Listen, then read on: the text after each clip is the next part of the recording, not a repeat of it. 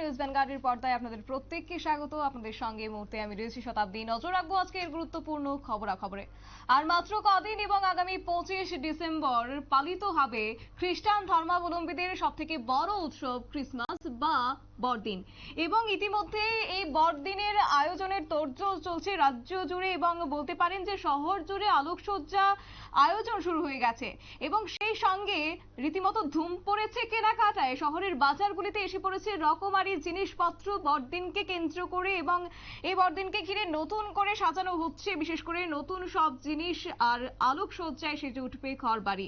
আর নতুন পোশাক তো থাকছে, সেই জায়গায় দাঁড়িয়ে বড়দিনকে কেন্দ্র করে বাজারে রকমারি জিনিসপত্র এসে গেছে এবং ক্রেতা বিক্রেতাদের পছন্দ মতো জিনিসপত্র এক প্রকার কেনাকাটার ধুম পড়েছে রাজ্যের বাজারগুলিতে। সেই ছবি আপনারা দেখতে পাচ্ছেন এবং জানিয়ে রাখি যে এই বড়দিন পালনের তোড়জোড় রীতিমতো রাজ্য জুড়ে এবং মণিহারি দোকান সমূহে বড়দিন উৎসবে সাজসজ্জার বিভিন্ন সামগ্রীগুলিতে ভরপুর। বেচা কেনাও শুরু হয়ে গেছে।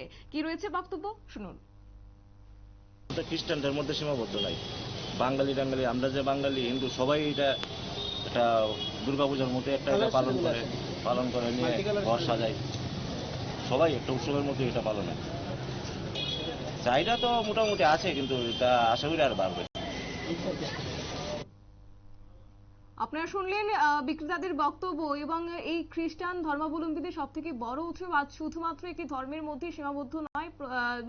দেখা গেছে যে এই নিয়ে বড়দিনকে কেন্দ্র করে সমস্ত ধর্মের মানুষ এক প্রকার তাদের মতো করে এই দিনটি পালন করে থাকেন এবং সেই মোতাবেক রাজধানী আগরতলার বিভিন্ন দোকানে এখন বড়দিনের সাজ সরঞ্জাম কিনতে ক্রেতারাও কিন্তু একটু একটু করে নিজেদের জানান দিচ্ছেন এবং এতে সংশ্লিষ্ট ব্যবসায়ীরাও তারা বলছেন যে ব্যস্ততার মধ্যে দিন কাটছে, তবে বর্তমানে বড়দিন উৎসব কেবলমাত্রই খ্রিস্টান ধর্মাবলম্বীদের মধ্যেও যে সীমাবদ্ধ নয় সেই কথাটাও আজকে অকপটে স্বীকার করলেন ব্যবসায়ীরাও।